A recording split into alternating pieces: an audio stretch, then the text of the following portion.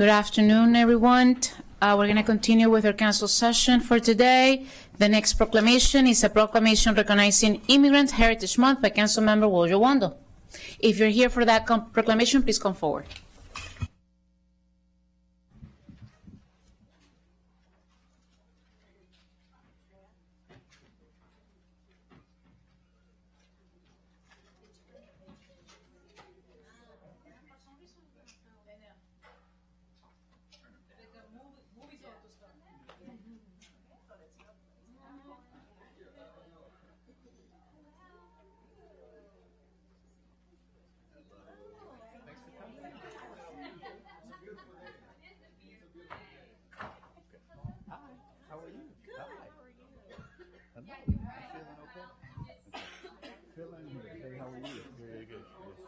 Let me get that immigrant shirt over here, Shan.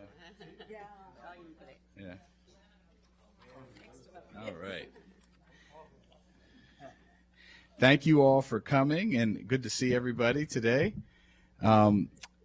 So this is we're doing a proclamation, and I'm really excited about it to commemorate Immigrant Heritage Month, and I just want to say a word about it. This could be called like Montgomery County Heritage Month, or American Heritage Month. So, we all, if you go back far enough, we're all going to have some story of coming here from somewhere. And I often say, whether that was one generation ago, like my dad did from Nigeria in 1970, or if you're an immigrant yourself who came here, or many generations before, even if you're the descendants of enslaved African Americans who were brought here against their will and built this country literally and made it their own, everyone has come here with the same goal, to try and build this country and make it a better place. And immigrants are an enormous part of that. Part of the 365,000 of our neighbors here in Montgomery County, 1/3 of our residents who are foreign born. If you add their kids, like me, you get up to 45% of our county, which is either first generation or immigrant born. 1 in 3 people. They've crossed an ocean, they've crossed a border, and they've made this wonderful community of ours that has 4 of the most diverse cities in the country their own. It's not a footnote on the Montgomery County or American story. It is the Montgomery County story. Some will tell you that that story is fading or that there's something wrong with that, but not here in Montgomery County. We won't let that happen. We are also proud about all the contributions that immigrants make. Nearly 41% of our workforce, more than 132,000 of our children, yours included, have one parent who's an immigrant in Montgomery County. Immigrants are in every field of endeavor: doctors in our hospitals, teachers in our classrooms, entrepreneurs on our main streets, and the neighbors who pull up our trash cans on the driveway, build our community, and do everything else in between. It's important to remember, I think, this month and every month, how much immigrants contribute to America as we celebrate both the 250th anniversary of our country, but also the 250th anniversary of Montgomery County, which were founded in the same year. There is no United States of America, there's no Montgomery County without immigrants. And yet right now, we are living in a very difficult time for the immigrant community, where families are being separated, children are being detained, masked agents are taking people off the streets, including here in Montgomery County. People are afraid to drop their kids off to school. And it's really important that we reaffirm again and again and again who we are in Montgomery County. So on behalf of the entire council and a county that's chosen another way to value immigrants and the contributions they make, happy Immigrant Heritage Month. We're going to hear now from some of our amazing folks in the community who are making that happen and just lifting up the great work and supporting immigrants across the county. First, Julian from the Gilchrist Immigrant Resource Center. Julian, you here? There he is. Thank you.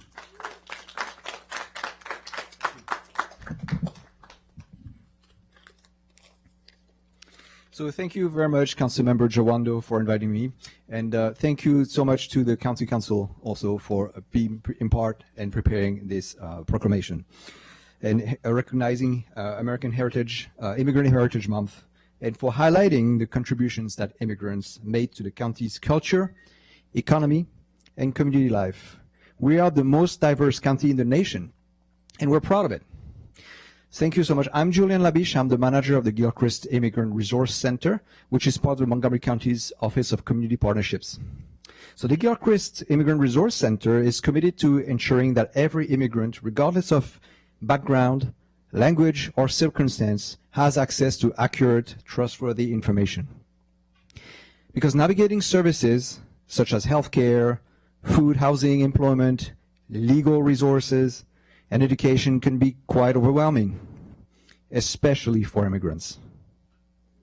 The Gilchrist Center's role is to make this process easier, clearer, and more welcoming. Emphasis on welcoming.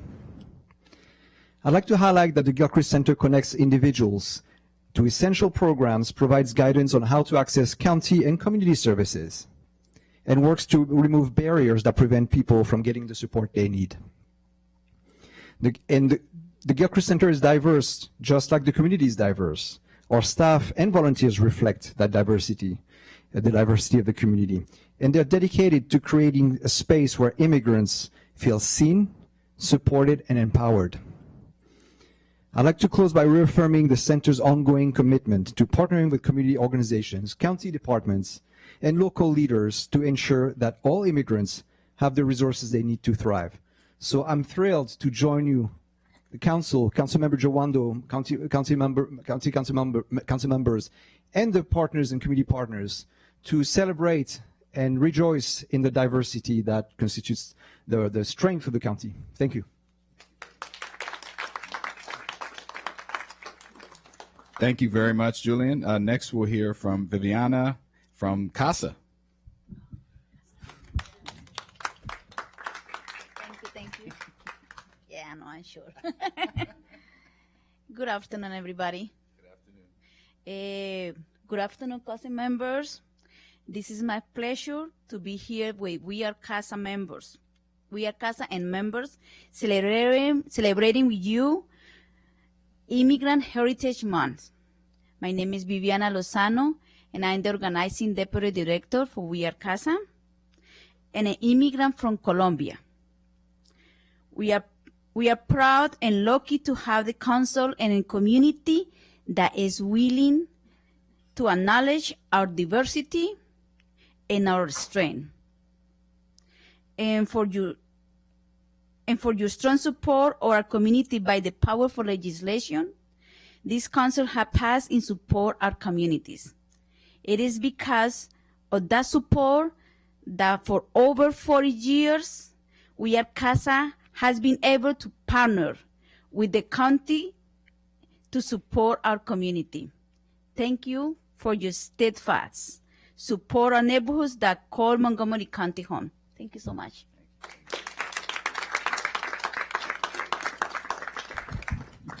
Thank you so much. And then last but not least, we're going to hear from Stephanie Clark, who from Montgomery County Sister Cities.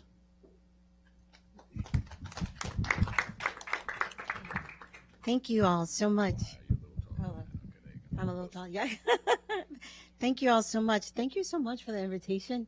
Thank you for being here. I am the board chair, newly elected from Montgomery Sister Cities.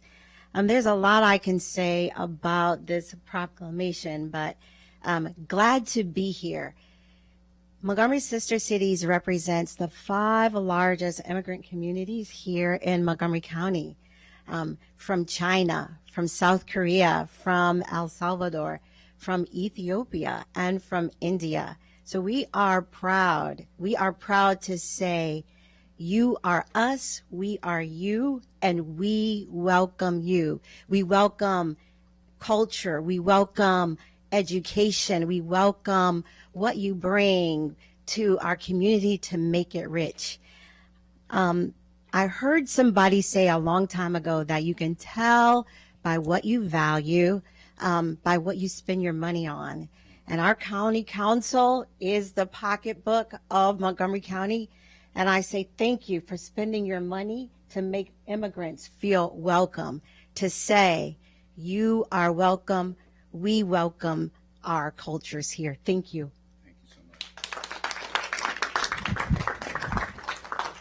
And actually, I was not last but not least, but this is last but not least, our Director of Office of Community Partnerships. Well, excuse me, the liaison. Maybe I saw future in your, the Office of our Community Liaison for the Caribbean American community, who was here earlier. Please, on behalf, and Shen, if you want to join him up here, come on up. Yeah, yeah. Good evening. I'm Wadrick Vital. I'm the Caribbean liaison for Montgomery County. It's a pleasure to be here. Thank you. Hi, everyone. I didn't have anything prepared. My name is Ishan, the Asian liaison. 30 seconds, really quickly. My mentor used to say that, America is a melting pot, but he didn't like that saying. He liked the saying, America is more like an orchestra. Every instrument creates beautiful music, but when you put everybody together, it creates a really beautiful music and moving piece. And that's what America really is. So thank you so much, council members. Thank you so much, Councilmember Jawando, for celebrating Immigrant Heritage Month. Thank you so much. Oh, and one more thing. I like to say this every event. There's a Chinese saying that says, one generation plants the trees, the next generation enjoys the shade. So all of our community, everyone who has come to America are planting the trees so that we could provide shade and comfort for our new next generation. So thank you so much. Thank you, Shen. Thank you, Shen. That was worth the extra 30 seconds. That was good. All right, we're going to read the proclamation, and then we will take a picture. The County Council of Montgomery County awards the following proclamation. Whereas June is National Immigrant Heritage Month, honoring the countless immigrants whose courage, labor, and love have built and continue to build the United States of America. And whereas this proclamation is personal to the many immigrants and their families who choose and continue to choose Montgomery County because they believe it is a place where a family like mine and yours and ours could be seen, accepted, and given a fair shot. And whereas Montgomery County is one of the most immigrant-rich communities in America, home to roughly 365,000 foreign-born residents, about 34% of all of our residents, where 241,000 immigrant workers make up 40% of our labor workforce, and more than 132,900 children have at least one immigrant parent. And whereas immigrants did not merely come to America, they helped invent America, contributing the languages we borrow, the foods we love, the music we dance, and the laborers, scientists, entrepreneurs, doctors, and nurses without whom the American story cannot be told. God bless you. Whereas at a moment when families are being separated, children are being detained, and masked agents have appeared in courthouses and in residential streets, and Montgomery County reaffirms clearly and unapologetically that immigrants are our neighbors, not our enemies, and that fear is not a policy this county will adopt. And whereas Montgomery County will continue to be a place where every resident, regardless of where they were born or what road they traveled to get here, can fully be themselves, fully welcome, and fully at home. Now, therefore, be it resolved that the County Council of Montgomery County, Maryland, hereby proclaims June 2026 as Immigrant Heritage Month in Montgomery County and calls upon every resident to honor the immigrants among us by living out the American promise that no matter where you started, you belong here now. Presented on this day, the 9th of June in the year 2026, signed by myself and Council President Fanny Gonzalez on behalf of all of the council. Happy National Immigrant Month.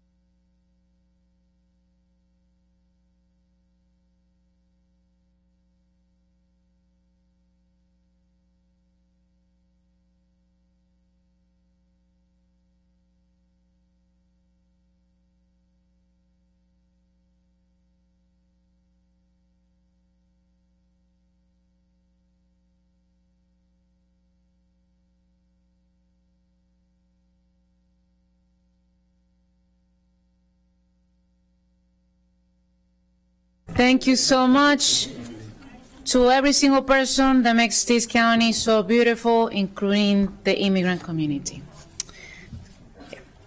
So we're gonna move on with agenda item 3. It's a public hearing and action on a resolution to approve supplemental appropriation 26-60 to the FY26 operating budget, Montgomery County Government, Department of Health and Human Services, Crisis Services, Mobile Crisis Team, and Behavioral Health Crisis Stabilization Center grant for over $1 million. Source of funds, state grant. Action scheduled immediately following this hearing. There are no registered speakers for this hearing. This public hearing is now closed. We will now move on to the action portion of this item.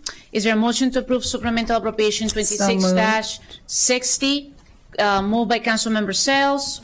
Second by Council Vice President Balcom. All those in favor, please raise your hand. And it is approved. Item 4 is a public hearing in action on a resolution to approve supplemental appropriation 26-77 to the FY26 capital budget, Montgomery County Public Schools, Plain Life Cycle Asset Replacement, MCPS, for over $600,000. Source or fund, getting excited over there. Aging Schools Program. Action is scheduled immediately following this hearing. There are no registered speakers for this hearing. This public hearing is now closed. We will now move on to the action portion of this item. Is there a motion to move supplemental appropriation 26-77? Moved by Council Vice President Balcom, second by Council Member, who did I hear? Second. Sales. All those in favor, please raise your hand. And it passed. When everybody talks at the same time, it's confusing. Items 5 is a public hearing and action on a resolution to approve an amendment to the FY25-30 Capital Improvements Program and supplemental appropriation 26-79 to the FY26 capital budget, Montgomery County Public Schools Sustainability Initiatives for over $3 million. Source of funds, state aid. Action scheduled immediately following this hearing. There are no registered speakers for this hearing. This public hearing is now closed. Is there a motion to approve the amendment and supplemental appropriation 26-79, moved by Councilmember Wiljowondo, second by Council Vice President Balcom? All those in favor, please raise your hand. And it passed. Agenda item number 6 is a public hearing in action on a resolution to approve supplemental appropriation 26-83 to the FY26 capital budget, Montgomery County Public Schools, technology modernization for $1.5 million. Source of funds, federal aid. We're still getting some of those. Action is scheduled immediately following this hearing. A reminder of our public hearing testimony guidelines. Your comments must be limited to issues relevant to the public hearing topic for which you are testifying and are appropriate for a public meeting. You will hear a tone when your time is up, and we appreciate everyone abiding by their allotted time. We have one speaker, Theodora Escarato. I said it with my Italian accent. And you have 3 minutes, please, whenever you're ready.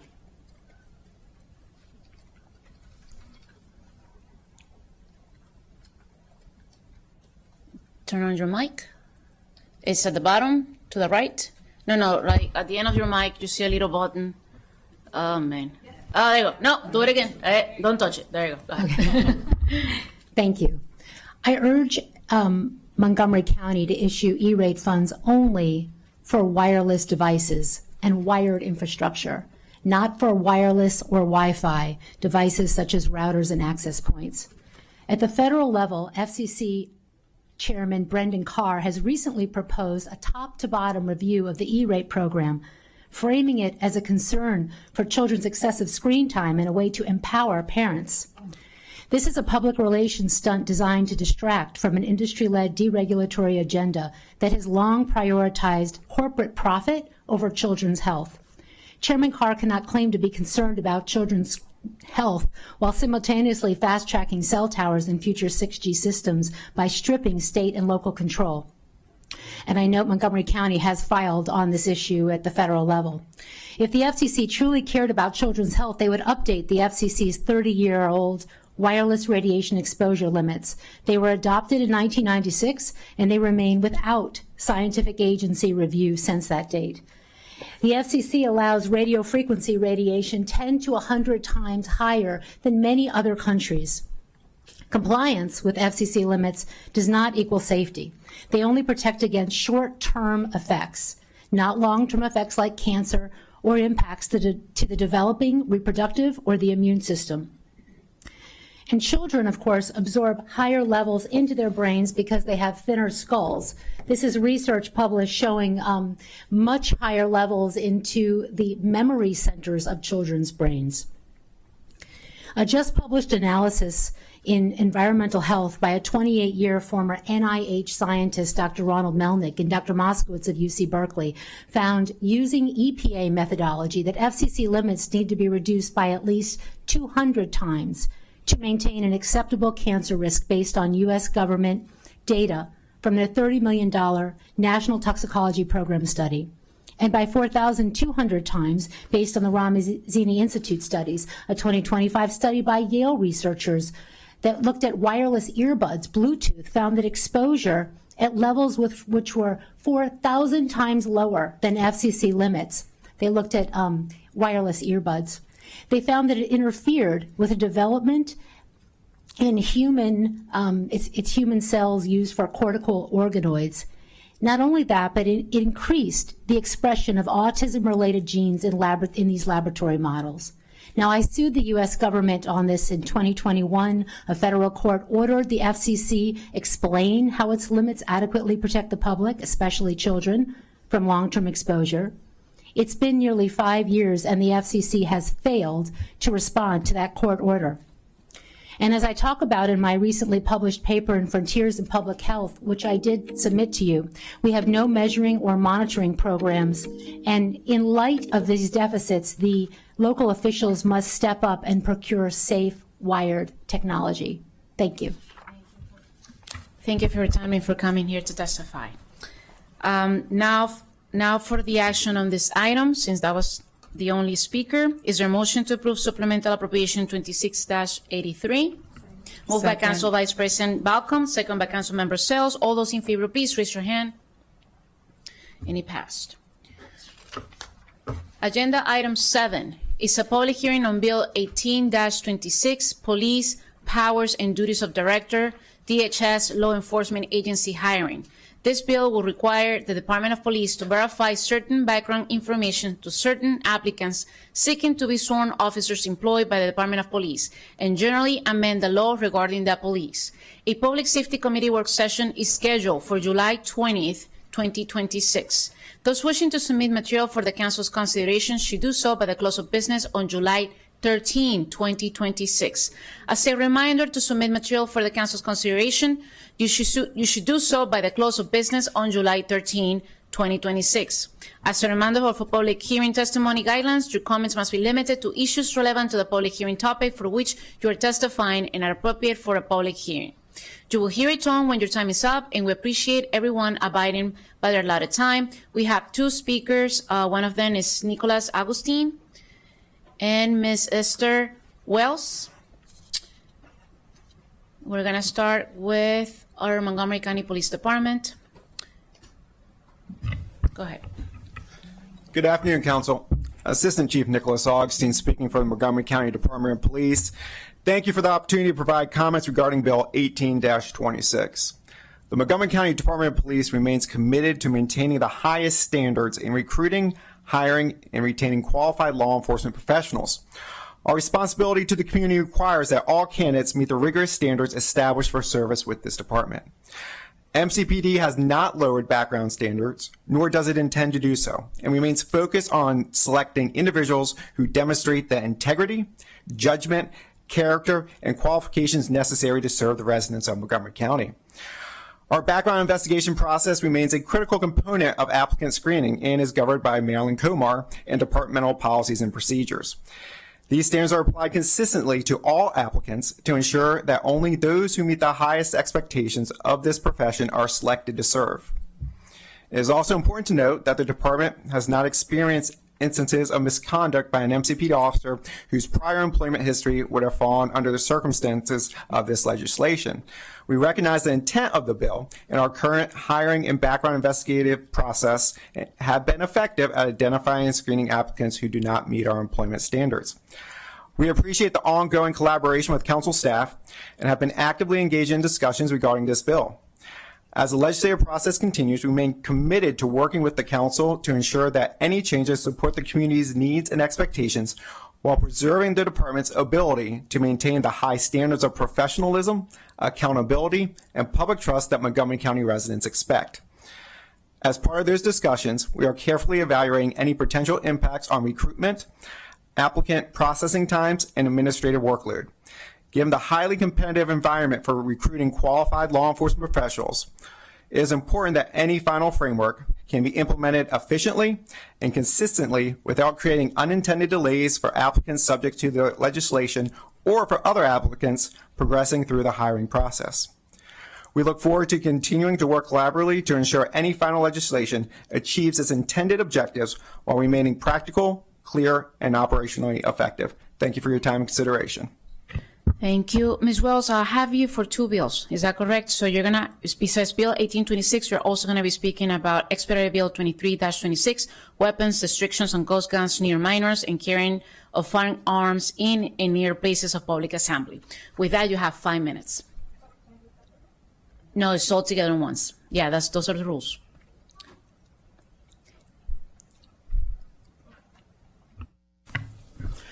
Good afternoon, Council President Fanny Gonzalez, Vice President Balcom, council members, members of the community. My name is Esther Wells. I'm an immigrant and a lifelong resident of Montgomery County, and I'm here in strong opposition to Bill 18-26, the Continued Excellence in Public Service Act.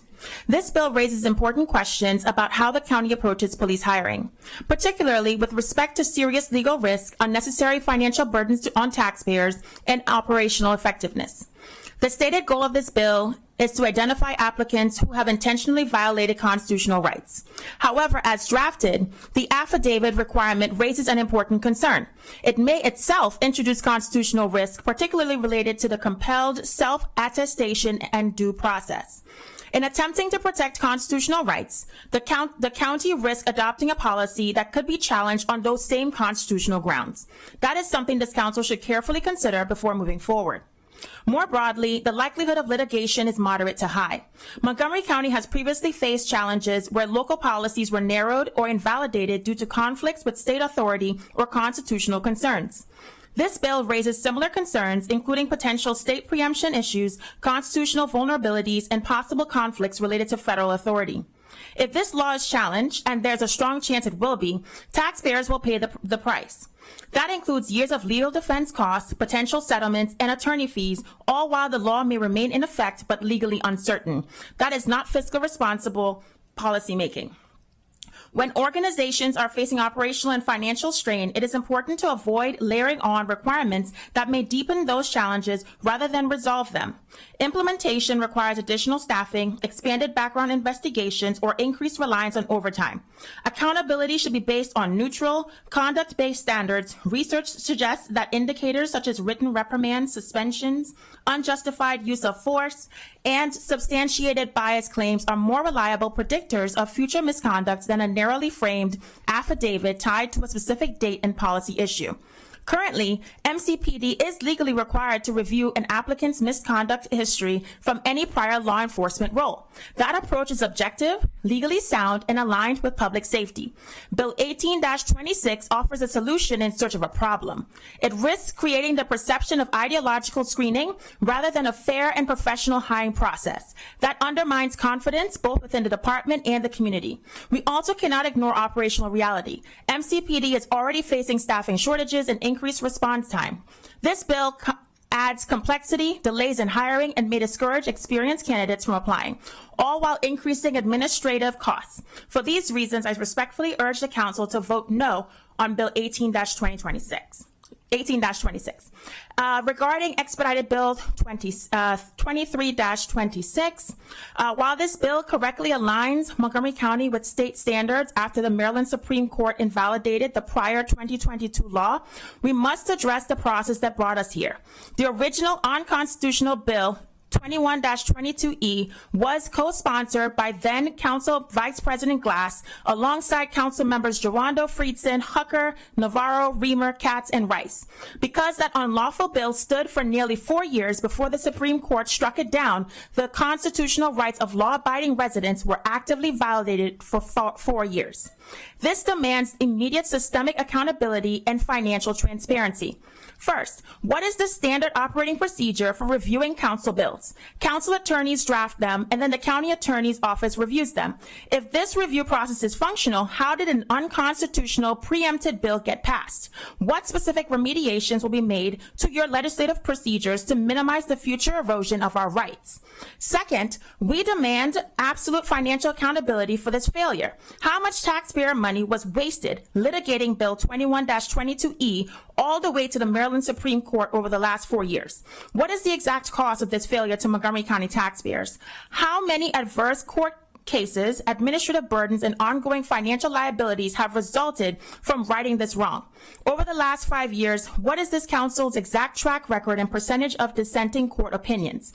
There is no problem our elected officials need to solve that requires violating our constitutional rights. If you cannot govern within constitutional boundaries, we need new leadership. Taxpayers deserve immediate transparency. Where can residents find a county council legal fees report similar to the model used by MCPS? See Exhibit C. We deserve a report detailing all outside council expenditures. Stop wasting our money to restrict our freedoms. Pass Bill 23-26, fix your unconstitutional review process, and open your legal books to the public to show taxpayers exactly what your legal errors are costing us. Thank you. 5 minutes. Very good. Thank you for being here. This public hearing is now closed. Item number 8 is a public hearing on Bill 20-26, Fire and Rescue Services Length of Service Awards Program for Volunteers Amendments. This bill will expand eligibility for length of service benefits to certain local fire and rescue department volunteers, increase the amount of length of service benefits to certain local fire and rescue department volunteers, and generally amend the law regarding local fire and rescue department volunteers. A Public Safety Committee work session is scheduled for July 20th, 2026. Those wishing to submit material for the Council's consideration should do so by the close of business on July 13th, 2026. There are no registered speakers for this hearing. This public hearing is now closed. Agenda item 9 is a public hearing on Bill 21-26, Employee Retirement Systems, Savings and Benefits Amendments. This bill will add correctional health nurses to Retirement Group E effective June 30th, 2029. Remove retirement groups E and J age requirement for normal retirement when 25 years of service are met. Increase employee and employer contributions for employees that participate in the Guaranteed Income Retirement Plan. Increase employee and employer contributions for Group 1 members participating in the Retirement Service Plan. Reopen the GRIP, known as the GRIP, enrollment for specified members of the OPT and SLT bargaining units for a limited time, provide post-retirement cost of living adjustments to the GRIP, provide a one-time limited irrevocable opportunity to purchase credit service years for a specified emergency communications center employees in groups E and J, and generally amend the employee retirement system and benefits. A Government Operations and Fiscal Policy Committee work session is scheduled for July 9, 2026. Those wishing to submit material for the Council's consideration should do so by the close of business on July 2nd, 2026. There are no registered speakers for this hearing. This public hearing is now closed. Agenda item 10 is a public hearing on Bill 22-26, Finance, Economic Development Fund, Small Business Innovation Research and Small Business Technology Transfer Matching Grant Program, repeal of sunset date. This bill will repeal the sunset date affecting the Small Business Innovation Research and Small Business Technology Transfer Matching Grant Program, and generally amend the law regarding the Small Business Innovation Research and Small Business Technology Transfer Matching Grant Program. An Economic Development Committee work session will be scheduled for a later date. Stay tuned. Those wishing to submit material for the Council's consideration should do so by the close of business on June 18, 2026. There are no registered speakers for this hearing. This public hearing is now closed. Agenda item 11 is a public hearing on expedited bill 23-26, weapons, restrictions on guns near minors and carrying of firearms in or near places of public assembly.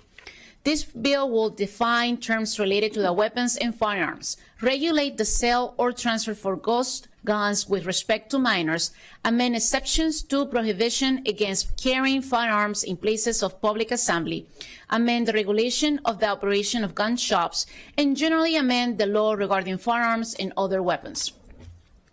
A Public Safety Committee work session is scheduled for June 15, 2026.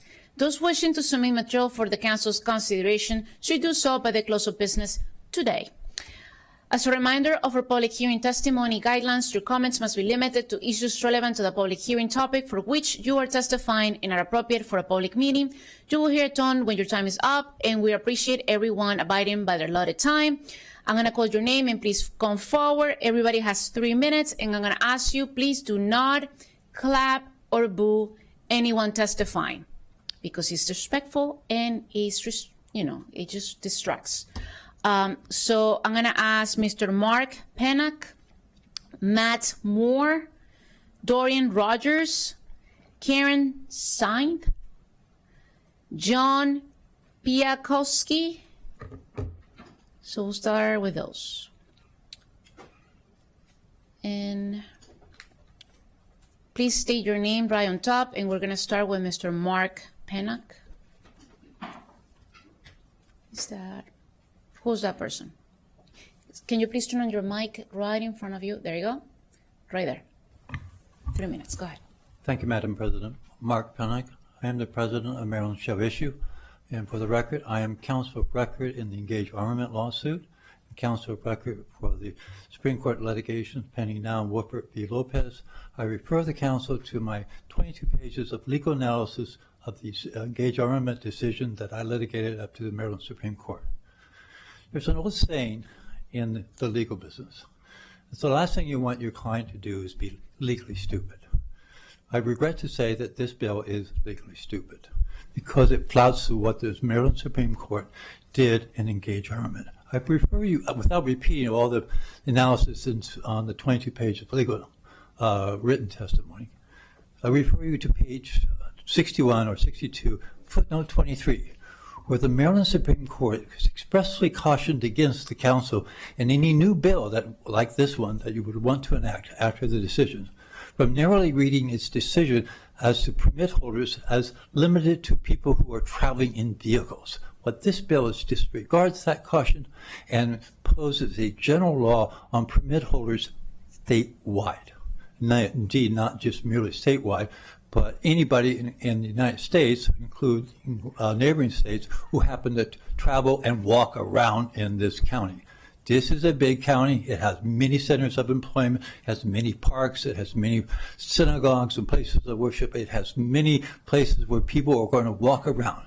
Now, the case law on the Second Amendment is pretty clear as well. Right now, this bill would ban firearms in places of worship. The Ninth Circuit Court of Appeals has already invalidated that restriction in Woodford v. Lopez. The Second Circuit has noted that New York state legislature has abandoned its attempt to regulate firearms in places of worship. And that is because places of worship are uniquely vulnerable to attack. I have clients, personal clients, who provide security services in places of worship and in synagogues especially. They do so because their congregations and their places of worship cannot afford the cost of private security guards. They protect these places from attack, and everyone here should be acutely aware that these places are acutely vulnerable to attack. So disarming a synagogue or a place of worship is an abomination. Please don't do that. And yes, I promise you that if it's enacted as written, it will be challenged. I will challenge it, and I will prevail in federal district court. And once again, the county will be on the hook for liable to attorney's fees. The prior speaker asked, what were the costs of the prior litigation? I can tell you my attorney's fees alone, and county's attorneys know this because I've submitted my billing records to them, is approximately $900,000. So this will be more. Thank you, sir. Next, Matt Moore. Good afternoon, members of the council. My name is Matt Moore. I'm a Montgomery County resident, a husband, a father, and the Maryland State Director of Gun Owners of America.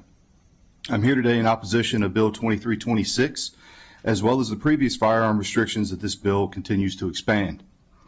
I stand before you not only as a Second Amendment advocate, but as someone whose life has directly been impacted by violent crime. When I was a child, my father was kidnapped at gunpoint. I was a student at Virginia Tech in 2007 and witnessed the impact the tragedy at Norris Hall had on the university community. I also spent nearly a decade serving as a volunteer firefighter and EMT, where I saw firsthand the devastation violence can leave behind. Those experiences did not leave me fearing firearms. Instead, they reinforced my belief that law-abiding citizens have a fundamental right to defend themselves and their families. Unfortunately, Bill 2326 does nothing to address violent criminals. Criminals, by definition, do not follow firearms restrictions. The people impacted by this bill will be citizens who already obey the law. With my limited time today, I want to focus on one provision, particularly the prohibition of firearms within 100 yards of a church. As a Christian who regularly attends church, this provision effectively forces me to choose between exercising my First Amendment right to freely practice my faith and my Second Amendment to defend myself. My church is a small congregation. Like many churches, we cannot afford full-time armed security. Currently, my pastor and I volunteer to help provide security during services. Under this bill, that will no longer be possible. The result is simple.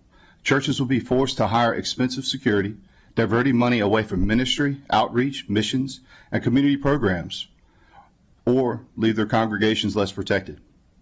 And this concern is not limited to Christian churches. Synagogues, mosques, and houses of worship for every faith face threats and acts of violence. Montgomery County itself recognizes these risks through security grant programs for religious institutions. Yet this bill would make it harder for responsible members of those communities to help protect them. At its core, Bill 2326 places additional restrictions on people who have already passed background checks, completed training, and followed every requirement imposed upon them. It does not target those who commit violent crimes. I want to leave you with one final thought. The logic behind this bill is that restricting the rights of law-abiding citizens will somehow stop criminals from breaking the law. Using that reasoning, I ask, would every man on this council voluntarily castrate themselves to stop a random criminal from committing sexual assault? That idea is obviously absurd because we all understand that punishing innocent people does not stop guilty people from committing crimes. Yet that is exactly the approach of this bill. I respectfully ask the council to reject Bill 2326 and protect the constitutional rights of Montgomery County residents. Thank you. Thank you. Next, Dorian Rogers. Is Mr. Rogers here? No? Oh. Karen Singh? Yeah. Can you, there you go. One more. Very good. All right, thank you. Thank you, Mrs. Council President and members of the council for giving me the chance to come speak today on Bill 23-26. While I share everyone's concern, I'm sure, with violence involving guns, I just wanted to ask the council to consider the potential disparate impacts from this particular bill. The bottom line up front is that unless an exception is put in place for wear and carry permit holders, there's going to be basically an unfair impact on people of color, such as myself, who are wear and carry permit holders, as we go about our business, especially in contrast to other parts of Maryland that are maybe less diverse, where they don't have to worry about the legal risks of looking at 3 years in jail because they happen to stray into one of these so-called gun-free zones. My written testimony addressed the impacts of disparate policing generally, but I came down today to kind of put a face to the testimony to show that there's more than just the disparate policing. There's disparate impacts that affect who carries, where they live and where they carry, and then how that compares to other parts of the state. First off, Pew Research and other surveys show that most black and brown gun owners, such as myself, are carrying and owning guns for personal protection. This is borne out by my anecdotal experience going to the gun range in Rockville, Maryland, where 90% of the people, whenever I go, are black and brown folks such as myself. Just so you know, the staff of the gun range seems to be all black and brown folks too. So that's not an anomaly because Montgomery County is, as you know, the most diverse county in Maryland. There's also what I consider a structural trap where these folks live is going to be concentrated maybe down county, maybe places that are pretty dense. And so they're going to be surrounded by things like little parks, schools, churches. As you know, if you drive down New Hampshire Avenue, there's a bazillion churches, there are bazillion parks, bazillion schools. And so if you happen to live near one of those zones, as soon as you step out of your house with a permit, you're looking at 3 years in jail. Because if you violate the Maryland permit restriction on only carrying in legally permitted areas, you're violating the state law. So it's not just a county violation that I'm looking at. For example, it's going to be a state law with the state police and the state prosecutor. The last part is creating what I call a second-class status as being a minority gun owner in Montgomery County. So if you go someplace else, like, you know, Montgomery County folks like to joke about Carroll County and Frederick County kind of being, you know, out there in the hinterlands, but folks there are less diverse than folks in Montgomery County, and they don't have to worry about going to Giant or maybe CVS to pick up a prescription and running into one of these 100-yard zones where the police are probably not going to stop them. They were going to stop me in the same way. And those folks in those other counties aren't going to get arrested and jailed the way I would as a Montgomery County resident just trying to go about my business. In closing, I would ask that you not limit what's basically a state-granted privilege to only those who happen to live in the right place and can exercise that privilege. Minority permit holders such as myself face the extra risk of police interaction as well as violent crime. As I'm sure you've read studies that show that black and brown folks are more likely to be crime victims as well. And I would ask you to either amend the county bill to allow the permit holder exception or reduce the 100-yard zone so that if you really believe certain areas are special, they should be protected. The time is up. Something happened with the sound, but let's please work on that one. Thank you for your testimony. Next, we have Mr. Pikowski. Can you please turn on your mic? Thank you. Thank you for the opportunity to speak. My name is John Piakowski. I've been a county resident for 26 years, a registered Democrat, and a Maryland wear and carry permit holder since 2023. I'm here to share concerns about the revisions to the county code that remove the exemption for permit holders and provide a 100-yard buffer zone around places of public assembly. I want to briefly raise a personal concern, then a more fundamental one, and offer two solutions. My personal issue isn't with restricting places of public assembly. I fully support that. It's the 100-yard radius. In my neighborhood, there are only two streets providing egress. One is directly across from the Desek Community Center, and the other is across from the Guru Gobind Singh Foundation. I cannot walk or bike in or around or out of my neighborhood without violating this buffer, yet I could apparently drive past those same locations. That makes no logical sense. And, as the Maryland Supreme Court noted in Engage, the vehicle exception is not sufficient. My more fundamental objection is this. The 100-yard buffer does nothing to meaningfully reduce firearm injuries or deaths for four reasons. Number one, permit holders are among the most vetted gun owners in the state and subject to one of the most rigorous permitting processes in the country. If the goal is reducing gun violence, restricting the movements of that population does almost nothing to advance it. The people most likely to commit violence near a public assembly are the least likely to be deterred by an administrative buffer zone. Anyone planning violence at a place of public assembly is already facing assault charges, even for just displaying a firearm. The penalty for violating the 100-yard buffer is trivial by comparison and isn't going to matter to somebody with violent intent. Number three, perhaps most importantly, provisions like this can actually be counterproductive because they give the appearance of action on gun safety without delivering meaningful protection. If it's this council's goal to reduce firearm injuries and deaths, that goal is better served by measures with demonstrated effectiveness than by a buffer zone that affects the wrong people for the wrong reasons. Number four, a 100-yard buffer zone provides no real margin of safety. Every firearm regulated under Maryland law is accurate well beyond that distance. If someone within that buffer had violent intent, the buffer zone would not meaningfully reduce their ability to cause harm. The distance was not chosen because it makes people safer. It was chosen because it's what the enabling legislation allows. This council has a responsibility to enact laws that meaningfully reduce harm, not ones that appear to do so while accomplishing little. I'll suggest two possible solutions. First, reinstate the full exclusion for permit holders. They are among the most responsible gun owners in the state. A 2023 Hopkins Center study found that permitting laws requiring live training, like Maryland's, were actually associated with reductions in violence. And MoCo statistics confirm this. Firearm homicides and ER visits have declined since the shall issue permitting took effect. The data does not support treating permit holders as a threat. Second, if reinstating the exemption isn't acceptable, then remove the 100-yard buffer and limit restrictions to the facility and its grounds. This solves the transport problem entirely while preserving meaningful protections for places of public assembly. Thank you for your consideration. Thank you for coming today. Thank you for your testimony. We're going to move on to the virtual session. First, we have Mr. Michael McLargy. Thank you. Go ahead. All right. Thank you for the council for giving me a chance to speak to you today. I've been a resident for just over 10 years in the county, and I have my wear and carry permit. I strongly oppose this bill because my apartment, the front door is less than 100 yards from a private recreational facility.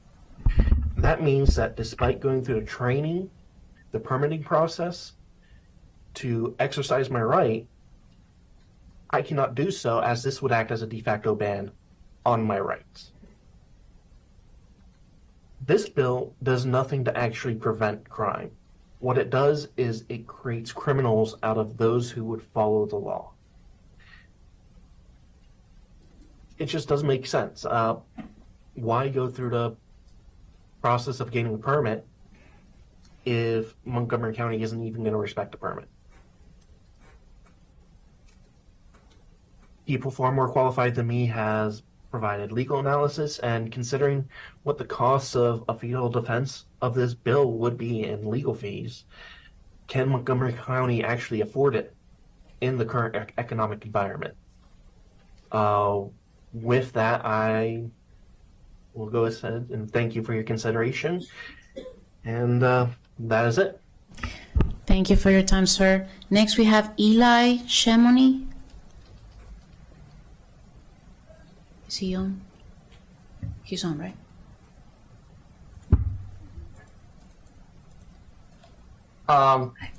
Thank you very much. My name is Eli Shimoni. I've been a resident of Montgomery County for the past 36 years. I'm also the head of security for Magen David congregation here in Montgomery County. I'm here today to speak in strong opposition of Bill 2326. Not because I'm against public safety, but because this bill would actively endanger Jewish lives. Since the October 7 massacre in Israel, anti-Semitism in the United States has surged to levels not seen in decades. According to the FBI and the Anti-Defamation League, the Jewish community is the most targeted religious community for hate crimes in the country.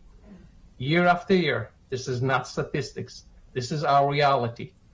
We live it every time we walk into synagogue, every time we drop our children to school, every time we attend community events. Our community has had to respond to this threat in a practical and serious way.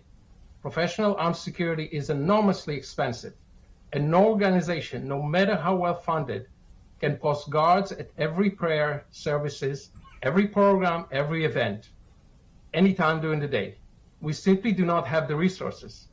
As a result, our community has come to rely in part on trained licensed members who carry legally. These are not casual gun owners. They are highly trained individuals who have invested significant time and resources to be prepared, precisely for the kind of an attack that has already happened in Pittsburgh, in Troy, in Michigan, and countless communities around the United States and the world. For many of our members, carrying does not begin at the synagogue door. It begins the moment they leave their home. They walk to synagogue, sometimes with firearms to protect their families. The moment of their arrival, they secure their firearms in the synagogue.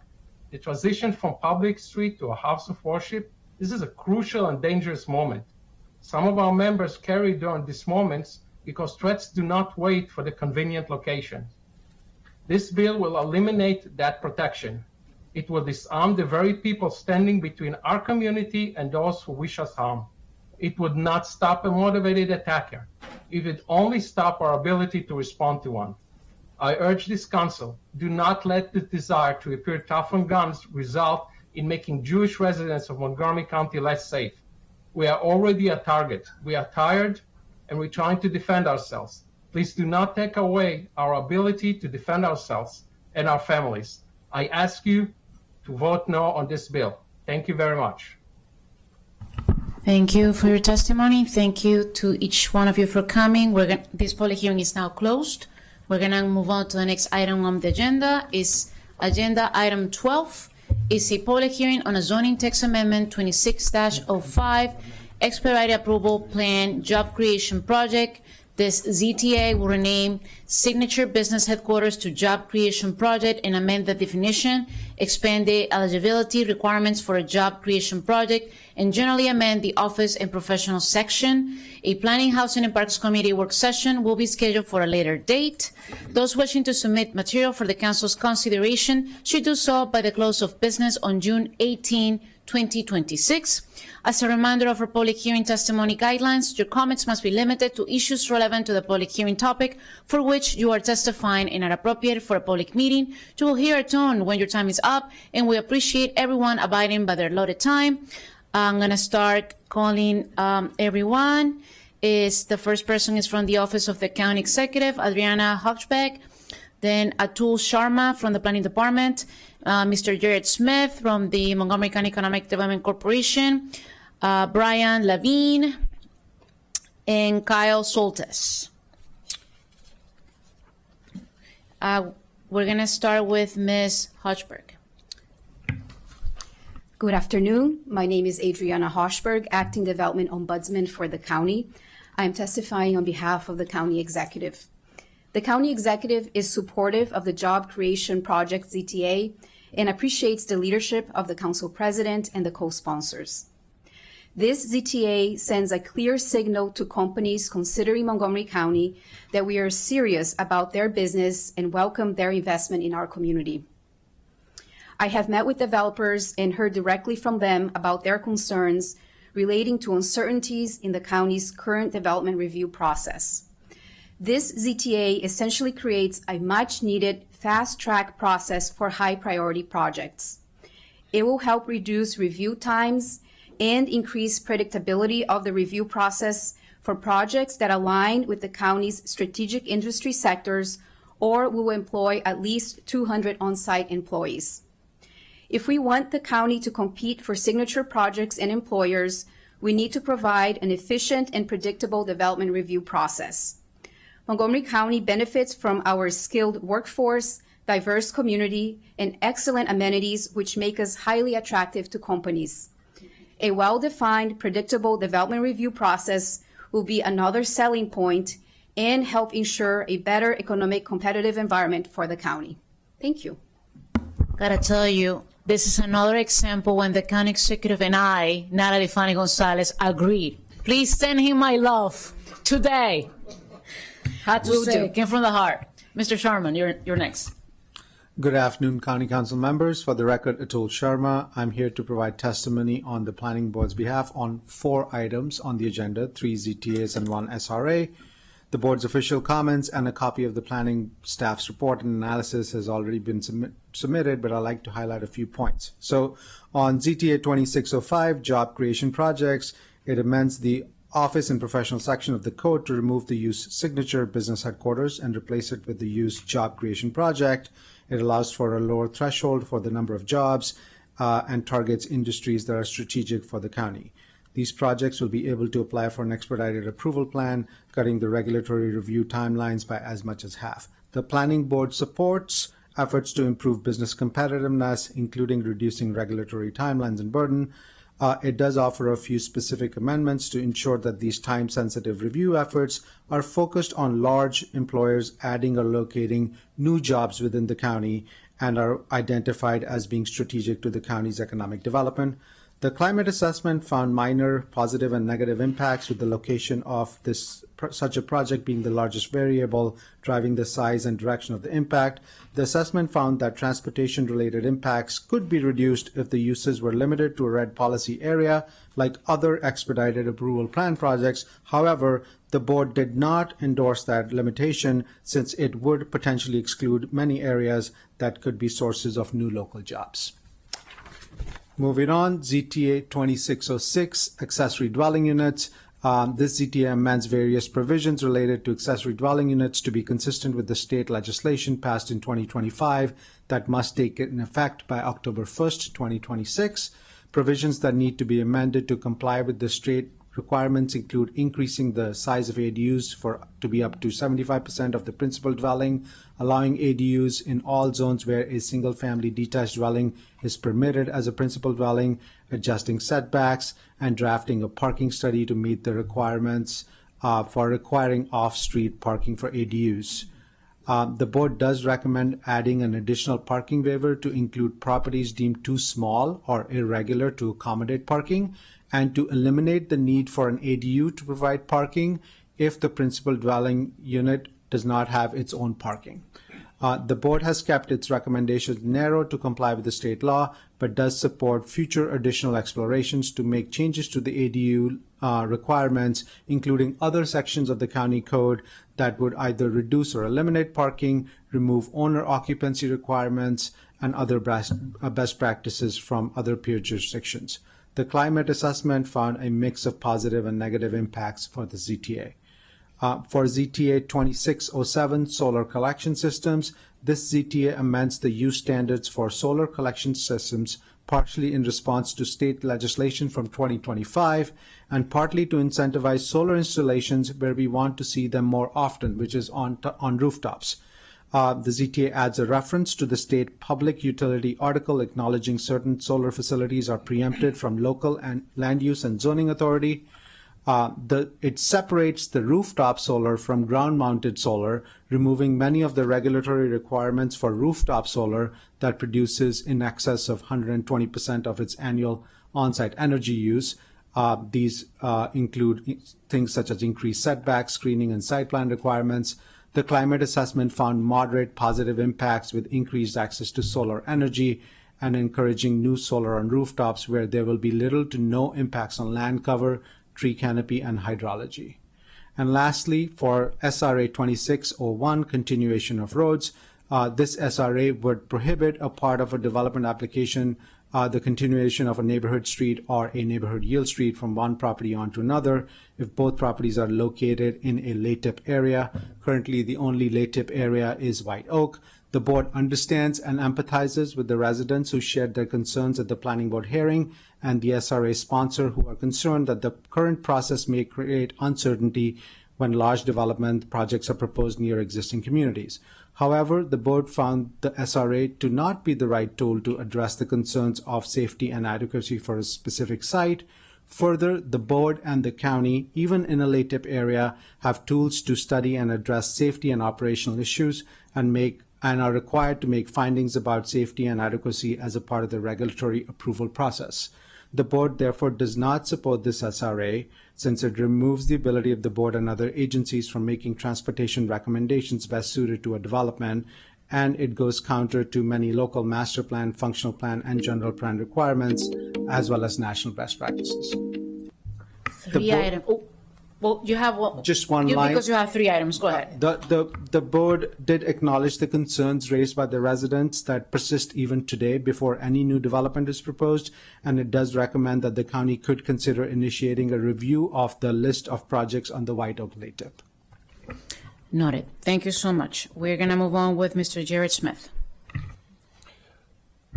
Thank you, Council President. I'm going to do something I don't normally do today, which is stick to my talking points so that I can come in the time allotted. So thank you, Council President and members of the council, for the opportunity to be here today. I'm speaking on behalf of the Montgomery County Economic Development Corporation in support of ZTA 2605. MCEDC strongly supports ZTA 2605 because it represents a practical and meaningful step towards strengthening Montgomery County's economic competitiveness. In today's economy, companies have choices. They're evaluating regions based not only on talent and location, but also on speed, predictability, and overall cost of doing business. Montgomery County already possesses extraordinary strengths, a world-class diverse talent. You just had a large group of that diverse talent standing up here in front of you, leading research institutions, federal assets, and one of the nation's most dynamic innovation ecosystems. To remain competitive, we must ensure that our regulatory processes match the quality of those assets. And this ZTA sends a clear message to that Montgomery County is committed to supporting high growth industries and the employers that are investing in our local economy and our talent. By creating a more efficient path for qualifying projects, the county is demonstrating that it values investment, job creation, and economic growth. These are the employers that drive innovation, generate investment, expand our tax base, and create opportunities for county residents. So then let me pause and say, I want to be especially appreciative to this body for all of the recent focus on economic development, on jobs, on opportunity and prosperity. Thank you. That is being heard. The revised threshold recognizes the realities of today's economy and broadens the county's ability to attract high-impact employers. Speed and coordination matter in site selection decisions, and delays create uncertainty, increase costs, and can ultimately position Montgomery County at a disadvantage against competing jurisdictions. The amendment appropriately focuses on industries identified in the county's economic development strategic plan. Sectors such as life sciences, advanced technologies, cybersecurity, quantum, and others represent the future for Montgomery County's economy. Companies within these sectors create high-quality jobs, attract private investment, strengthen our tax base, and contribute to long-term economic diversification and resilience. For many innovation-driven companies, 200 jobs represents a significant investment that can generate substantial economic ripple effects throughout the community. These projects support not only direct employment, but also suppliers, service providers, small businesses, and local spending. Excellent ripple effects. So in closing, we support it. Thank you very much. Thank you. Next, Mr. Levine. Good afternoon, Brian Levine with the Montgomery County Chamber of Commerce. Council President, Council Vice President, and members of the Council, thank you for the opportunity to testify today. The Chamber is here in strong support of ZTA 2605, and we appreciate the sponsor for bringing this proposal forward and to the co-sponsors for their support. We commend council members for pursuing and creative and forward-looking approaches to strengthen Montgomery County's economic competitiveness. This measure does exactly that. Montgomery County's identified strategic industry sectors remain critical economic drivers for growth and job creation in the county and in the region. The CTA will help support those industries by streamlining and expediting the approval process for key projects and investments. Just as importantly, this proposal sends a strong and positive message to the business community that Montgomery County is committed to fostering economic growth and creating an environment where businesses can succeed. Following a challenging budget year and the likelihood of another difficult budget year next year, the need to generate new economic activity and expand the county's tax base is more important than ever in Montgomery County. In the Chamber's view, the CTA will help attract major employers in strategic industries, encourage private sector investment, spur job creation, and strengthen Montgomery County's overall economic development efforts. It is an important step toward creating a new economic growth and ensuring Montgomery County remains competitive and in attracting businesses and talent. Equally important, the ZTA demonstrates that Montgomery County is serious about competing for business investment and long-term economic opportunity. For these reasons, the Chamber supports ZTA 2605 and respectfully urges the Council to approve this measure. Thank you. Thank you. The next person is virtual, Mr. Kyle Soltes. Dear council members, I'm here in support of zoning text amendment 2605 on behalf of Saltus. I believe this legislation will be widely received and positively viewed by expanding existing businesses, both located here in the county and equally important, companies that are considering making Montgomery County their corporate home. This legislation does not change any standards or requirements. However, it significantly improves and shortens the process to get a building permit. It is important that Montgomery County promotes all the great benefits of being located in this county, enjoying all the wonderful amenities we have here. And finally, the existing and new businesses creating jobs are certainly welcomed. We at the Saltus Company commend the council for this excellent legislation, which will expand economic development, provide jobs for our residents, and increase our tax base. Thank you. Thank you very much for testifying, and thanks to each one of you for coming here in person. We're going to move on to, and this public hearing is now closed. Okay. So agenda item 13 is a public hearing on zoning text amendment 26-06, accessory residential uses, accessory dwelling unit. This ZTA will amend the use standards for attached and detached accessory dwelling units consistent with the state law, and generally amend the provisions of accessory dwelling units. A Planning, Housing, and Parks Committee work session will be scheduled for a later date. Those wishing to submit material for the council's consideration should do so by the close of business on June 18, 2026. As a reminder of our public hearing testimony guidelines, your comments must be limited to issues relevant to the public hearing topic for which you are testifying and are appropriate for a public meeting. You will hear a tone when your time is up, and we appreciate everyone abiding by their allotted time. So everybody here for this particular item is virtual. So we're going to start with Christian Ion. Go ahead. We see you. All right, great. Sorry. Good afternoon. My name is Christian Ion, and I'm a long-term resident of Montgomery County. A few years ago, my family built an ADU. I am testifying in support of updating the county's ADU legislation, but the proposal needs important amendments. In particular, I urge the council to address two major unreasonable restrictions that make ADUs less financially viable for homeowners and less useful to the community. First, please eliminate the owner occupancy requirement. In 2024, Montgomery County's Office of Legislative Oversight issued a report on ADUs, but none of its recommendations, including this one, are found in the newly proposed ADU legislation. This report explains that the owner occupancy requirement reduces financial viability and creates real hardship for homeowners. For example, if an owner loses a job, needs to relocate, receives military orders, inherits a home with an ADU, or needs to move for family reasons, they cannot rent out both units or rent to a family who wants to rent the entire house. That can force a homeowner into either selling the property, possibly at a loss, or being unable to move at all. This is especially unfair after homeowners have invested hundreds of thousands of dollars, and they pay additional thousands of dollars in annual property taxes to create more housing in the county. The second point, please eliminate or replace the 2 adult occupancy limit with existing Department of Housing and Community Affairs square footage standards. The current strict 2 adult cap is arbitrary because it does not consider the actual size of the ADU. It might make sense for a very small unit, but it doesn't make sense for a larger 2-bedroom ADU.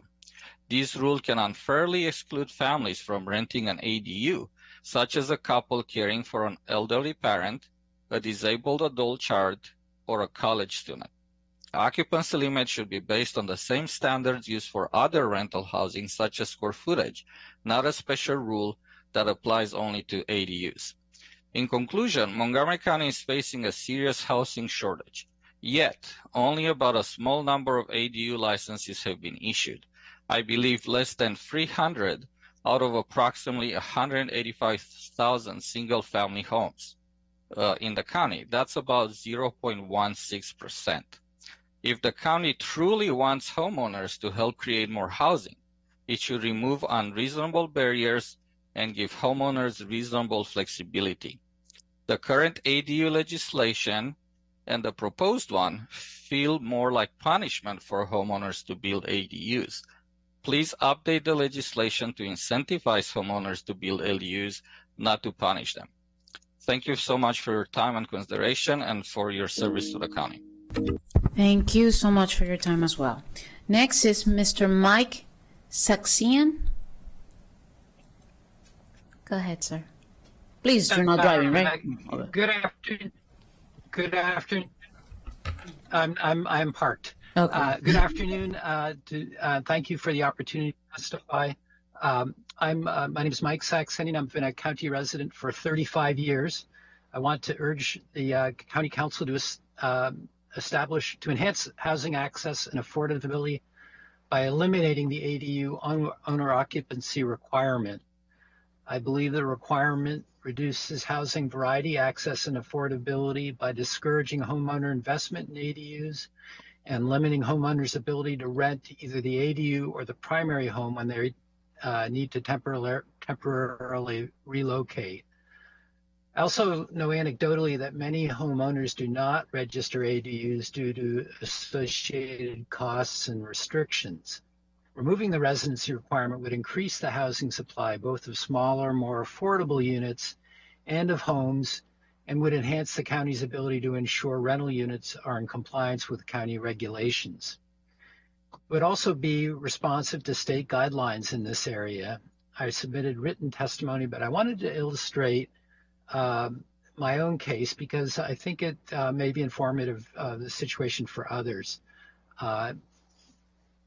Last year, I created and began renting an ADU, and then entertained a job offer to temporarily relocate to another area. And I realized that in order to take that job, I had to either ask my current tenant, who's an elderly retired person, to leave his ADU, or forego renting my home. And that's what I got what brought this issue to my attention. I think in summary, I think eliminating the occupancy requirement would expand supply of smaller and relatively lower cost housing units, provide homeowners with greater flexibility, and enhance homeowner compliance with county ADU requirements. And it's considered a best practice currently in place in California, Oregon, and Washington states. Thank you very much. Thank you. Next, Susan Gallagher. Yes, hi, it's Susan Gallagher. I live in Montgomery County. I want to start by saying that I support this ZTA 100%, but I want to talk about the owner occupancy rule as well. I want to just throw that out there, the same kind of thing. Imagine you rent your basement apartment to a school teacher. What happens if you need to move for health reasons or for a new job and you need to rent out the upstairs to cover your expenses? Under the owner occupancy rule, you can't do that as long as your basement tenant continues to live there. So you have two choices. One is terminate your tenant's lease and replace him with a new tenant who's wealthy enough to afford to rent out the entire property, or let your tenant stay in the basement apartment and leave the upstairs vacant, which means you lose the rental income from the upstairs unit. So, but in either case, the rule removes perfectly good attainable housing from the rental market just because the homeowner has to relocate. This isn't fair to the tenant who has to move out. It's not fair to the homeowner who needs the income.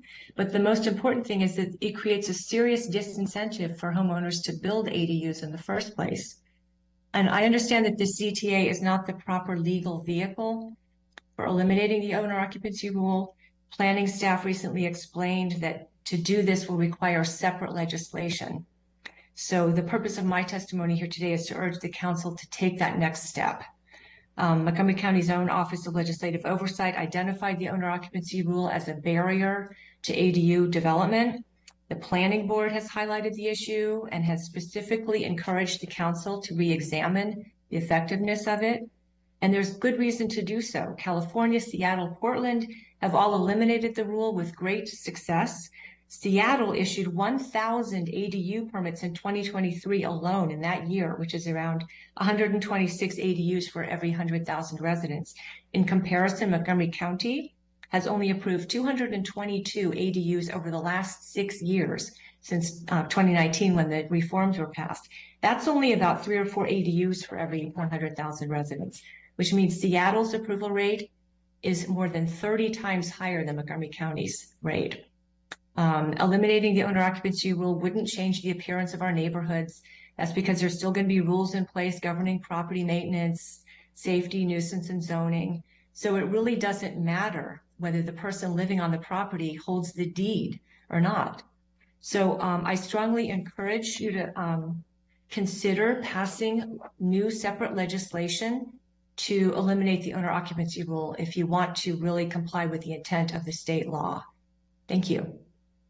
Thank you. Next, Flavia Favalli.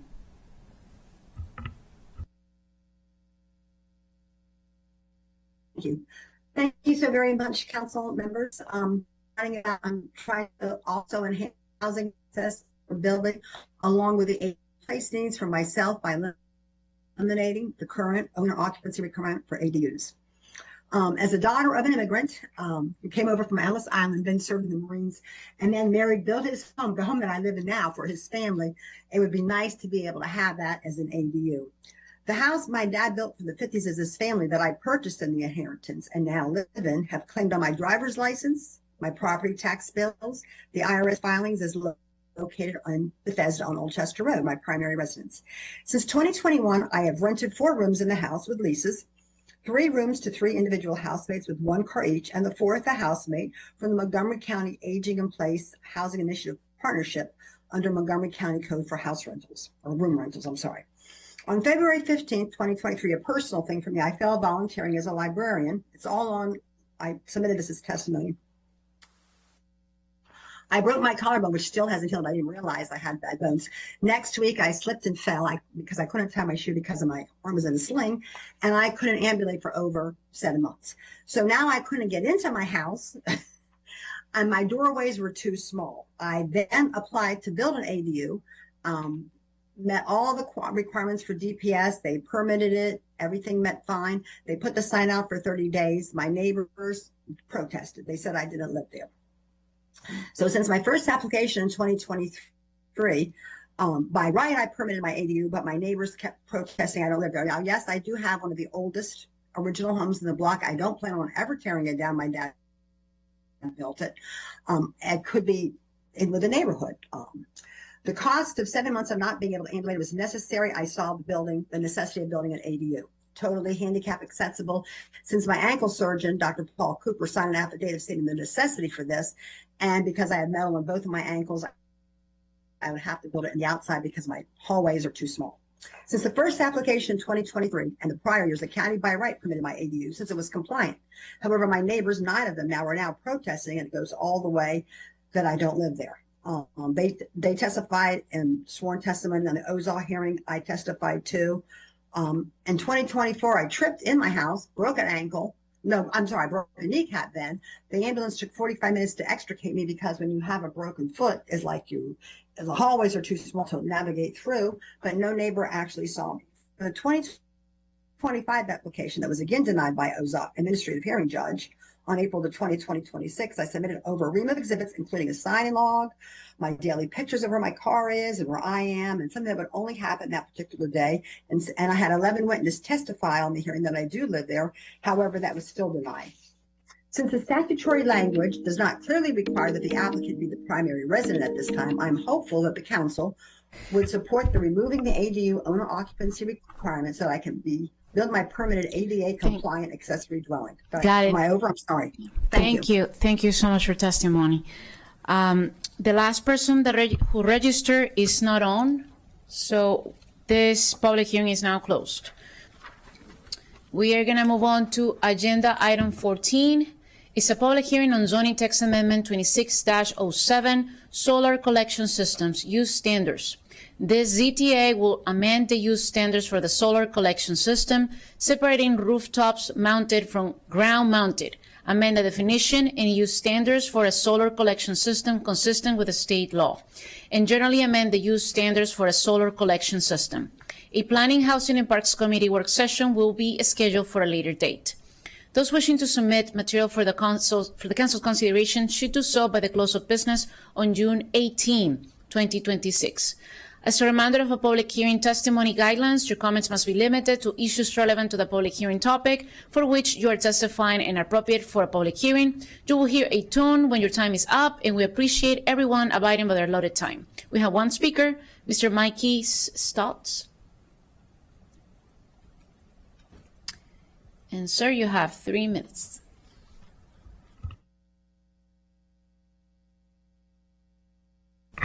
Hello. Many of you know me primarily as a professional emailer to your offices on this very issue. Believe it or not, that doesn't even crack the top 10 on my list of jobs. I'm a father of 3, a website developer, a realtor, a dairy farmer, a cheesemaker, and the president of the Montgomery County Farmers Association. It is in those last 2 capacities that I appear before you today. I think one of the biggest misconceptions in this debate is that the choice before us is solar or no solar in the agricultural reserve. It is not. The state has already determined that thousands of acres within the ag reserve will be used for solar development. The question now is not whether solar will happen. The question is, which kind of solar projects do we want to support? Do we want projects that take farmland out of ag production, or do we want projects that allow farming and energy production to coexist on the same land? More importantly, I think we need to have an honest conversation about the future of farming itself. The average farmer today is 59 years old, and that number continues to rise. Young people are not entering agriculture in significant numbers, and existing farmers are leaving the industry. We spend a tremendous amount of time talking about preserving farmland. We spend far less time talking about preserving farmers. Today, many first-generation livestock farmers make more money from YouTube, Instagram, TikTok, Facebook, and other online platforms than they do from the products they produce on their farms. Think about that. We have reached a point where many young farmers must become content creators simply to subsidize the act of farming. That should be a wake-up call. If we fail to allow farmers to capitalize on alternative sources of revenue, I promise you that one day we will find ourselves with thousands of acres of preserved farmland and no one left to farm it. Land preservation alone is not enough. The underlying farm businesses must survive as well. What I am proposing is not some untested experiment. Just 22 miles from here in Howard County, farmers already have the opportunity to integrate community solar on land protected by agricultural easements. This is not a radical idea, and it's not an experiment. In fact, if we continue to delay, Montgomery County risks falling behind neighboring jurisdictions that are already embracing these opportunities on their agricultural communities. Finally, I'd like to tell you what solar means to me and my farm. There are 7 dairy farms within 50 miles of Bluff and Goat Farm. Today, every one of them trucks their milk to places like Lancaster or Allegheny County for processing. I want to change that. I want Bluff and Goat Farm to be the processor and keep that production right here in Montgomery County. To do that, we need more bulk tanks, more pasteurizers, more cheese makers, more delivery drivers, more goats, more feed, and more farm hands. We have a 10-year plan to get there, but solar changes that equation entirely. At a time when this county council has spent months making difficult decisions about what could and could not be funded in the county budget, here sits a shovel-ready project that would create agricultural jobs, generate economic growth, produce direct tax revenue, and generate clean energy, all without removing a single acre from its current or future agricultural use. Thank you. I look forward to continuing the conversation. Thank you. And I do appreciate your advocacy. Just wanted to say that. This public hearing is now closed. Agenda item 15 is a public hearing on Subdivision Regulation Amendment 26-01, Subdivision of Land, Continuation of Roads. This SRA will prohibit the continuation of roads on certain street classifications if in a local area transportation improvement program area, and generally amend the subdivision requirements for roads. A Planning, Housing, and Parks Committee work session will be scheduled for a later date. Those wishing to submit material for the Council's consideration should do so by the close of business on June 18, 2026. As a reminder of our public hearing testimony guidelines, your comments must be limited to issues relevant to the public hearing topic for which you are testifying and are appropriate for a public meeting. You will hear a tone when your time is up, and we appreciate everyone abiding by their allotted time. As I call your name, please come forward and take a seat. Nancy Stark, Francois Carrier, Larry Taub, Jeff Ginzer, Vernon Rude,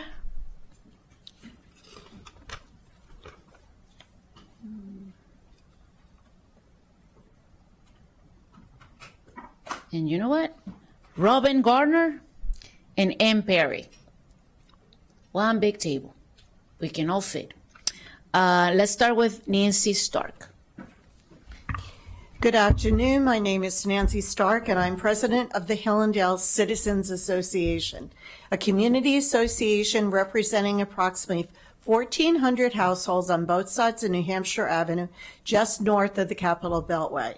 I've been authorized by the HCA Board of Directors to speak on its behalf in support of SRA 2601. This amendment rose from a proposal to develop the former Labor College property, which abuts the West Hillendale community. The proposal was to develop a mixed-use community of 110 townhomes whose only access to New Hampshire Avenue would be through Severia Drive, Royal Road, and Chalmers Road to the traffic signal at Chalmers and New Hampshire.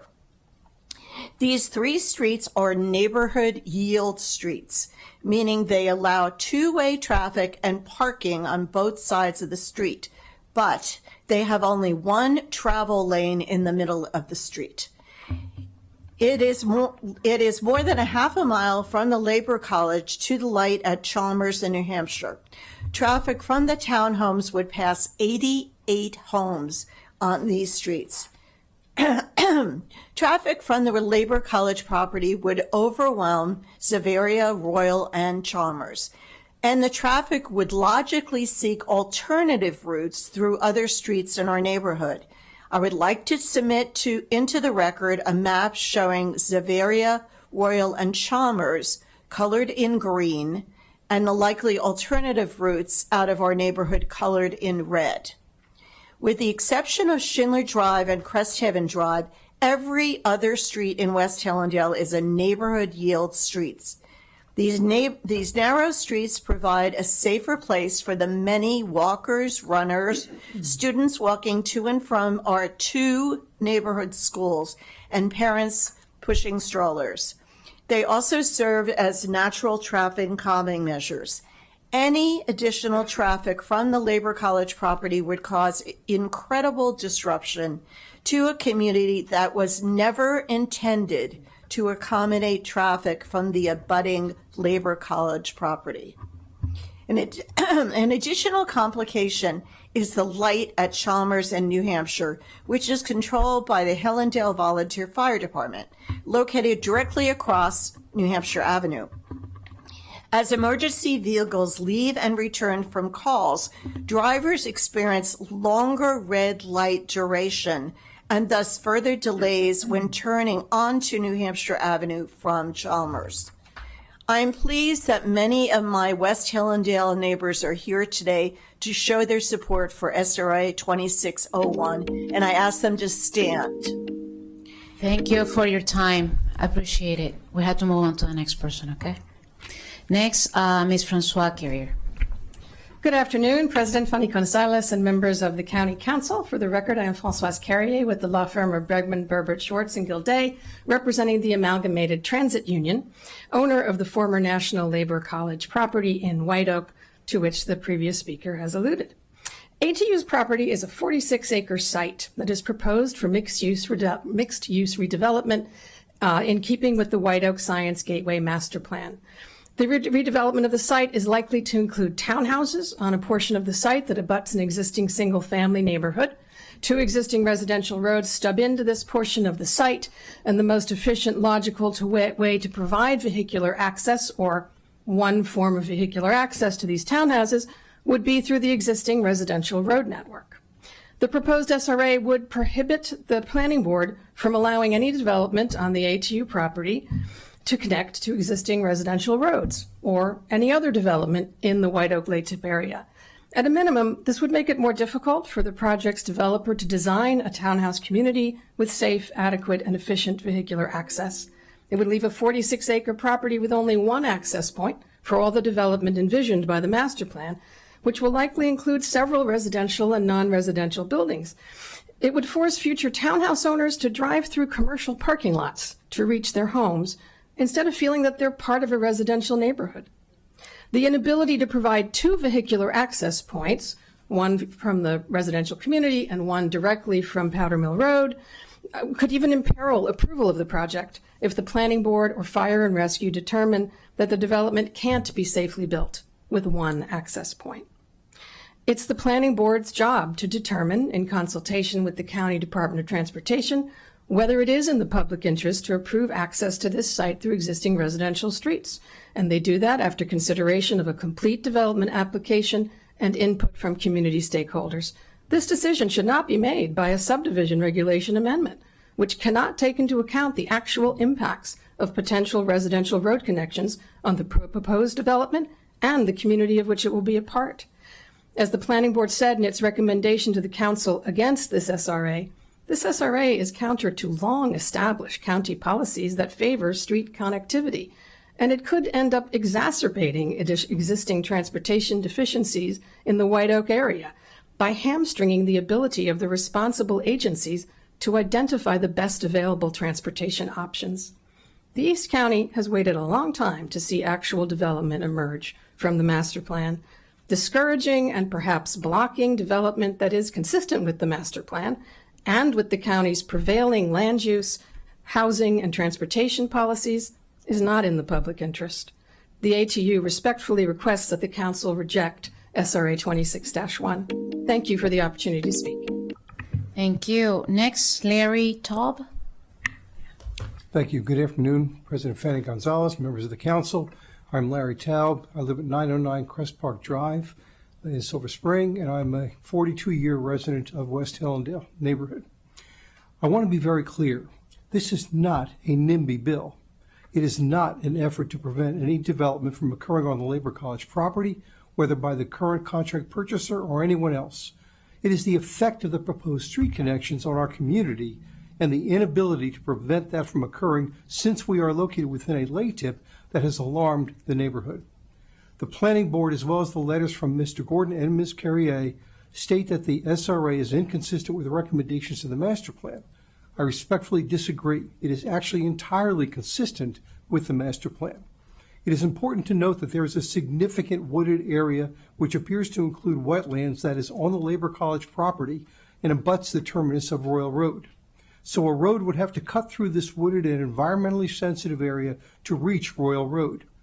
Mr. Gordon references page 56 of the master plan labeled the street network. But while this section discusses streets impacting specific areas within the master plan, there is no discussion regarding either the Labor College property or West Hillendale. He also refers to page 69 of the master plan entitled Natural Environment. I would note that among the recommendations on this page, two are relevant to this issue. The first is, and I quote, avoid stream crossings and other impacts to natural resources as much as possible when altering or adding to the transportation network, unquote. The second is, quote, minimize fragmentation of forest to preserve interior habitats, unquote. On page 74 of this same section of the master plan, dealing specifically with the Labor College property, one of the recommendations is, quote, retain existing trees that serve as a buffer to surrounding single-family communities to the extent feasible. And in the land use and zoning section of the master plan on page 40, and again specifically referencing the Labor College property, it states, and I quote, to ensure that future development is compatible with the existing single-family neighborhood along the western and northern edges of the property, the existing tree buffer should be preserved to the extent feasible, and attention should be paid to appropriate housing types and related land planning efforts. Clearly, the master plan did not intend there to be any connection between the Labor College property and West Hillendale. It intended only that the natural wooded buffer be retained for compatibility and allowing a street connection between these properties that would be entirely inconsistent with the master plan recommendations. Finally, much has been made of the importance of connectivity. But for that concept to achieve its goals, it must work for both of the connected communities. And not only would it be extremely disruptive and unsafe for our community, especially on our neighborhood and neighborhood yield streets, but it will in no way provide safe and easy access for residents of any proposed townhomes on the Labor College property. Thank you so much. Thank you very much. I respectfully ask for your support of this legislation. Thank you for your time. Next, we have Jeff Genzer. Thank you, and thank you especially to Councilwoman Mink for introducing the legislation. My name is Jeff Genzer. I've lived at 10319 Royal Road since 1990. I support the Subdivision Regulation Amendment, SRA 2601. The comments made by Nancy Stark and Larry Taub, I fully support. I also want to point out that the arguments made by counsel opposing this legislation are utterly specious. The proposed development would destroy the neighborhood. There is no question about that. As evidenced by the community interest, both here today and at the hearing before the planning board where 35 or 40 of our neighbors showed up, it is a critical piece of legislation. My late wife and I chose this neighborhood in 1990 for several reasons. On parallel streets, we have Cresthaven Elementary School, we have Key Middle School, we have the proximity of the fire department and rescue squad on a very small street, Chalmers going into New Hampshire Avenue. The community is economically, ethnically, racially diverse, and that has always been a strength and always will be a strength. When I heard about the development, I called Patrick Marr, the WRS developer. He specifically told me in a phone call on July 26, 2024, that the planning staff told him that Royal and Zaveria should be used rather than going through the existing property development. The planning staff denied this when they toured the property with my neighbors on April 2nd, 2025. Mr. Marr further told me on July 26, 2024, that his solution to the existing terrible traffic problem, which would be exacerbated by the addition of the access to the 110 townhomes, would be to expand the right-of-way by 23 feet, destroying the front yards and residences on Royal and Zaveria. And that is a critical issue. This legislation is a positive step, and without it, the neighborhood would be destroyed, risking the lives of our children who go to those elementary school, risking the lives of county residents who depend on the rescue squad, and causing terrible traffic problems in the morning and the evening. As Larry Taub mentioned, environmentally, the stream at the end of Royal would be destroyed. I strongly support this legislation. Thank you for your time. Thank you. Next, Vernon Rood. My name is Vernon Paul Rood. I live at 10508 Royal Road, Silver Spring. I am in favor of SRA 2601. Our Hillendale neighborhood faces a momentous question about the future quality of life there. This question is whether there will be wise or foolish development of the 46-acre space now occupied by the Labor College. The chief topographical feature of this otherwise flat parcel of suburban land is a north to south stream bed that bisects this land into eastern and western parts. This stream bed begins at the southern end of Royal Road and carries storm water and meltwater out of the neighborhood. Most of these 46 acres lie east of the stream bed and can be easily built up and connected to nearby New Hampshire Avenue. The problem lies in the 5 acres or so of this land which lie west of the stream bed. One developer has proposed building 110 or so townhouses on this strip. However, this raises the vital question of how people will access those homes. The logical solution would be to build a bridge across the stream bed to connect the homes to the rest of the development and to nearby New Hampshire Avenue. This would be the shortest, most direct, and most easily accessible route for both residents and emergency vehicles. In terms of connectivity, this is the obvious gold standard. Unfortunately, the developer who proposes to build this townhouse complex refuses to pay for a bridge across the stream bed. The bridge would cost $5 million as against a total development worth hundreds of millions. Instead, he proposes sending these townhouses 100 to 200 vehicles north through the existing neighborhood on a tortuous, half-mile-long, functionally single-lane residential street that lacks capacity to handle them. Two major permanent problems would result. One, traffic congestion would gridlock this narrow, half-mile-long, single-access residential street every rush hour, morning and evening, for the foreseeable future, and would also block emergency vehicles. Two, the new townhouses would be cursed at birth by their unfavorable location at the end of a single-access, 1/2 mile long cul-de-sac, which in turn would harm financially the people who buy them. Highly paid corporate lawyers have presented a case resting on disingenuous, ultimately dishonest concern for connectivity, which ignores the best, most logical resolution for connectivity.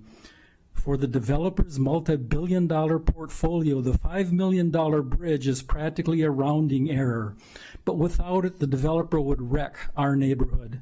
Huge thanks to Councilmember Mink for submitting SRA 2601.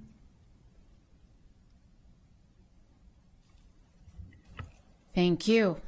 Next, Robin Garner. Hi, my name is Robin Garner, and I live in Silver Spring, Maryland, in the community of Hillendale. I've lived here in the same home for 39 years. Hillendale was developed in the 1950s when individual builders built one to a couple of houses. The trees were left on the property and houses built around them. We have a large population of walkers, joggers, dog walkers, and some children still walk to school. It was not built to support the traffic needs of today.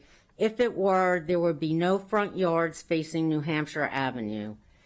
The increase over the years of multi-generational homes, group homes, and rentals has also affected the traffic, with currently more than 1 or 2 cars per home. With the exception of Cresthaven Drive and Schindler Drive, all streets in the neighborhood are neighborhood yield streets, 1 lane only with parking on each side.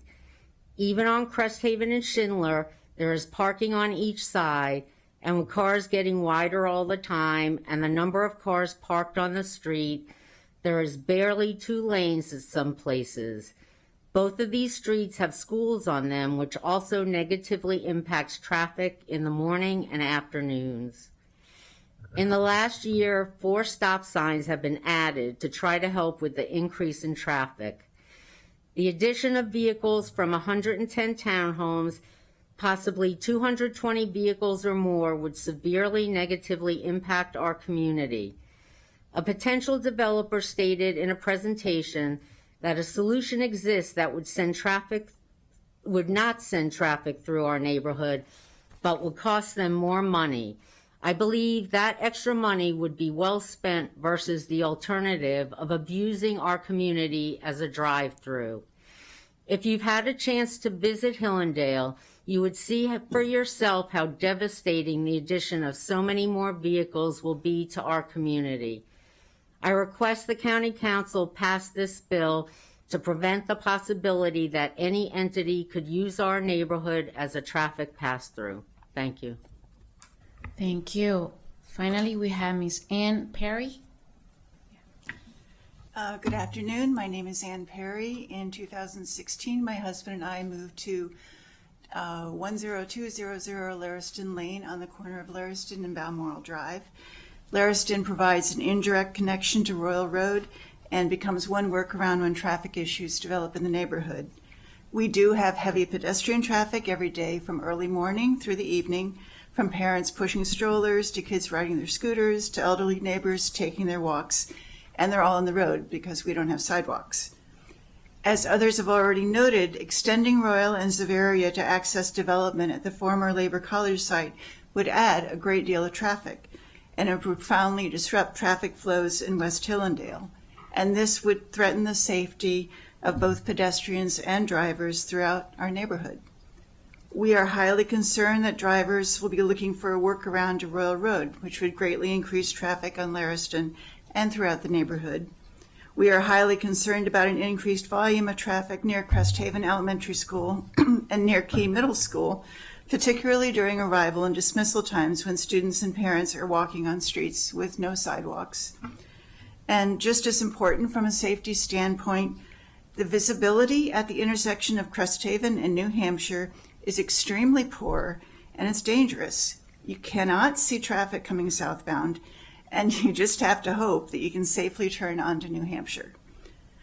There was a lot of discussion in the May 28th Montgomery County Planning Board meeting about the agencies and the offices that would have the opportunity to conduct traffic assessments after a plan for the Labor College site is submitted.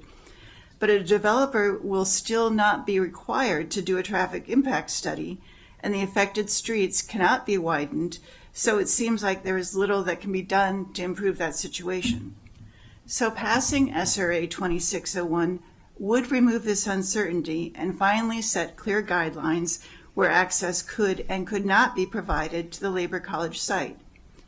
And it would provide West Hillendale residents the certainty that the safety of our neighborhood will be protected if and when a site plan is submitted to the county. I strongly urge Montgomery County Council to pass SRA 2601. This will protect the quality of life and the safety of pedestrians and drivers throughout West Hillendale. Thank you.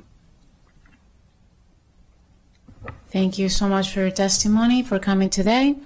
This public hearing is now closed, and this meeting is adjourned.